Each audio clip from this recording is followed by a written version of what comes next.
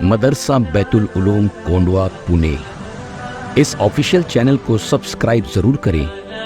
याद रखिए, इससे किसी एक शख्स को नहीं, पूरे मदरसे को फायदा होगा और आपको अजर अजीम अता होगा। अदाए ज़कात के मुताल्लिक़ बाज़ अहम मसाइल।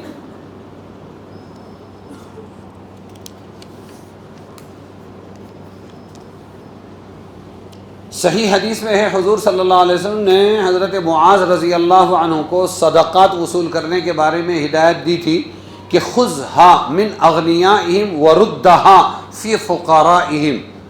क्या मतलब? सदक़ात मुसलमानों के मालदारों से लेकर उन्हीं के फ़ुक़रा में सर्फ़ कर दो। इसकी बिना पर फ़ुक़हा ने लिखा कि बिला ज़रूरत एक शहर या बस्ती की ज़कात दूसरे शहर या बस्ती में न भेजी जाए, बल्कि उसी शहर और बस्ती के फ़ुक़रा उसके ज़्यादा हक़दार हैं। अलबत्ता अगर किसी शख्स के अज़ीज़ व करीब गरीब हैं और वो किसी दूसरे शहर में रहते हैं तो अपनी ज़कात उनको भेज सकता है। इसी तरह अगर दूसरी बस्ती के लोगों का फ़क़्र व फ़ाक़ा अपने शहर से ज़्यादा ज़रूरत मालूम हो तो उनको भी भेजा जा सकता है। अगर एक शख्स ख़ुद किसी शहर में रहता है मगर उसका माल दूसरे शहर में है तो जिस शहर में ख़ुद रहता है उसका एतबार होगा, क्योंकि अदाए ज़कात का मुख़ातब यही शख्स है। मसअला, जिस माल की ज़कात वाजिब है उसकी अदायगी के लिए ये भी जायज़ है कि उसी माल का 40वां हिस्सा निकाल कर मुस्तहिक़ीन को दे दें। जैसे तिजारती कपड़ा, बर्तन, फर्नीचर। मैं कपड़े की दुकान वाला हूँ और मेरे पास कपड़ा लाखों का है तो उसमें इतनी ज़कात आती है, 2 लाख रुपया ज़कात है, तो उसमें से मैं 2 लाख रुपये का 10 लाख के कपड़े में से 2 लाख रुपये का कपड़ा ही गरीबों को दे दूँ, बाँट दूँ, ये जायज़ है। और ये भी है कि मिक़दार ज़कात माल की कीमत निकाल कर मुस्तहिक़ीन में तक़सीम करे। ऐसा करना हदीस से साबित है। एक मसला, अगर अपने अज़ीज़ गरीब लोग मुस्तहिक़ ज़कात हों तो उनको ज़कात व सदक़ात देना ज़्यादा बेहतर और दोहरे सवाब का काम है। अरे समझे क्या? रिश्तेदारों को देना ज़्यादा सवाब है। एक सवाब सदक़े का, दूसरा सिला रहमी का। इसमें यह भी ज़रूरी नहीं कि उनको ये जतला कर दे। ये बहुत समझने की चीज़ है। जतला कर दे कि सदक़ा या ज़कात दे रहा हूँ। हदिया तोहफ़े के नाम से भी दे सकते हैं, नीयत में क्या हो, ज़कात दे रहा हूँ, लेकिन वो शर्मिंदा होंगे। इस वास्ते उनको ये न कहें कभी कि हम ज़कात दे रहे हैं तुमको। बात समझे कि नहीं? ताकि लेने वाले शरीफ आदमी को अपनी खिफ़्फ़त, शर्मिंदगी महसूस न हो। अरे समझे कि नहीं? बहुत मुश्किल काम है, अपने वालों को देते रहना बहुत मुश्किल काम है। क्यों? इसलिए कि मालदार के पास माल होता है, गरीब के पास ज़ुबान होती है। क्या होती है? और मिजाज, ओ हो, क्या कहना मिजाज। तो जब देता रहेगा तो कहीं ना कहीं कुछ न कुछ इसके मिजाज के ख़िलाफ़ शैतान करवाएगा गरीब से, और जब करवाएगा ये रूस जाएगा और रूस कर देना बंद कर देगा। इसलिए ये बहुत मुजाहदे का काम है। और सिला रहमी का मतलब ही ये है, सबसे बड़ा सवाब का काम है सिला रहमी। जब अल्लाह ताला ने रिश्तेदारी को पैदा किया उसको रहीम कहते हैं। रहीम, रा हा मीम, उसी से रहमान, उसी से रहीम। जब पैदा किया तो ये अल्लाह के अर्श से चिमट गई। कौन? रहम, रिश्तेदारी, ये चिमट गई। ए अल्लाह, लोग मुझे ज़ाये करेंगे। तो अल्लाह ने फरमाया, तुझे मैंने अपने मादे रहमान रहीम से पैदा किया। जो तुझे जोड़ेगा मैं उसको रहमत से जोड़ूंगा, और जो तुझे काटेगा मैं उसको अपनी रहमत से काट दूंगा।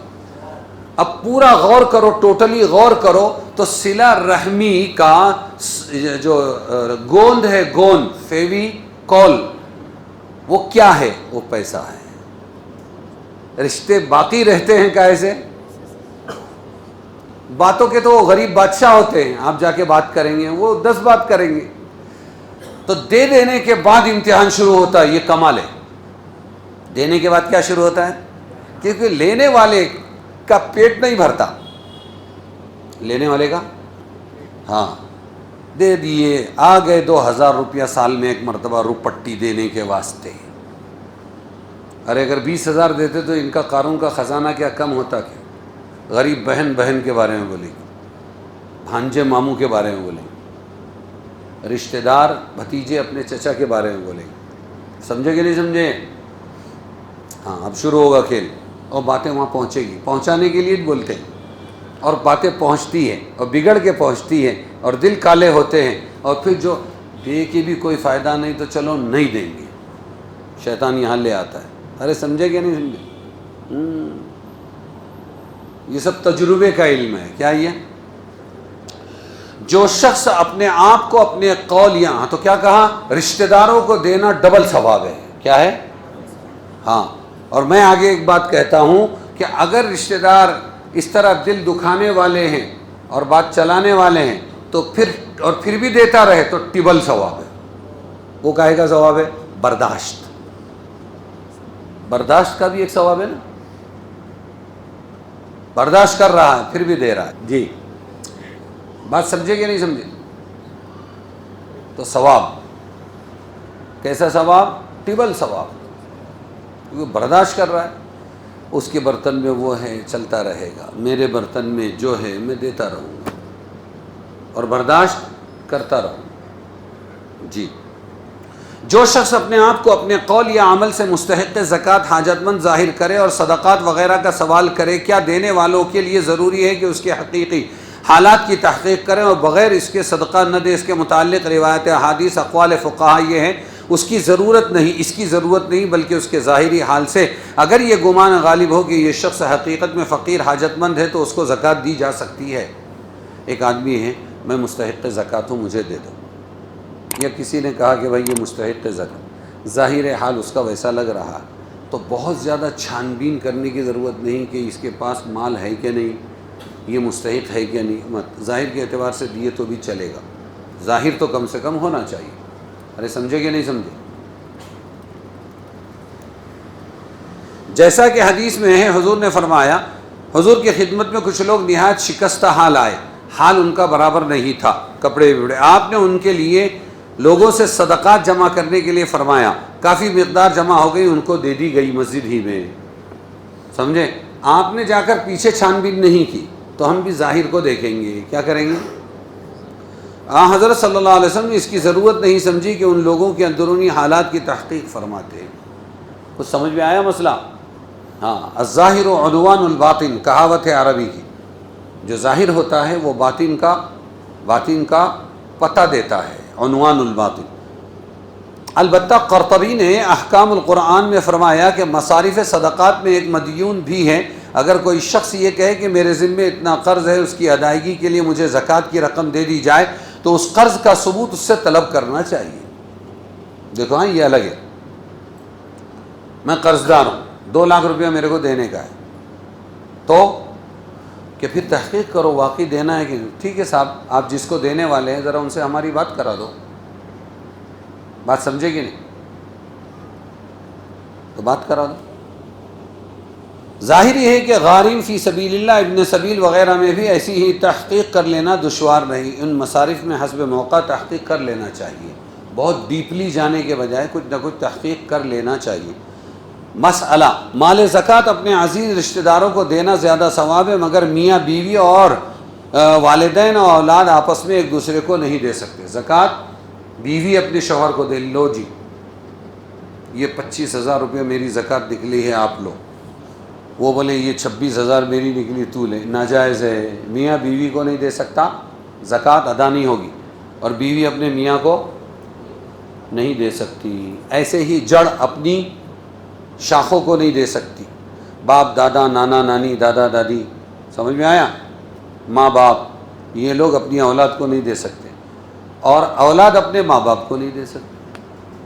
سمجھ میں آیا؟ اس کے علاوہ بھائی بہن کو دے سکتا ہے، بہن بھائی کو دے سکتی ہے. یہ ایک بات صاف ہو گئی.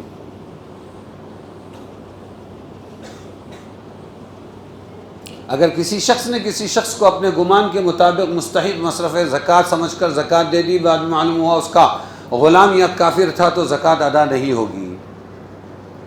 اندھیرے میں گیا اور چپکے سے 10,000 روپیہ ایک کو دے دیا، بعد میں پتہ چلا کہ وہ لینے والا اس کا ہی غلام تھا، تو زکوٰۃ ادا نہیں ہوگی.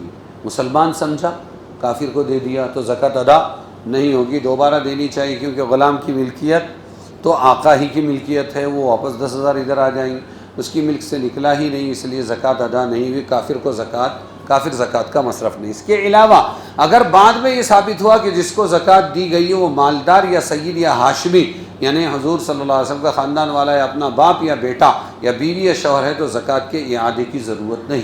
لو غفلت میں شوہر نے بیوی کو دے دیا، بیوی نے شوہر کو دے دیا، باپ نے بیٹے کو دے دیا، نہیں دینا تھا، بیٹے نے باپ کو دے دیا یا سید کو دے دیا، ہاشمی کو دے دیا، تو زکوٰۃ دینے کی واپس ضرورت نہیں، کیونکہ رقم زکوٰۃ اس کی ملک سے نکل کر محل ثواب میں پہنچ چکی ہے۔ یا اصول یہ ہے، میری ملک سے نکلی اور محل ثواب میں، ثواب کی جگہ میں پہنچ گئی، اور تعین مصرف میں جو غلطی کسی اندھیرے یا مغالطے کی وجہ سے ہو گئی وہ معاف ہے۔ سمجھ میں آیا؟ یہ لمبا چوڑا بیان تھا صدقات کے 8 مصارف کا جو اب ختم ہوا۔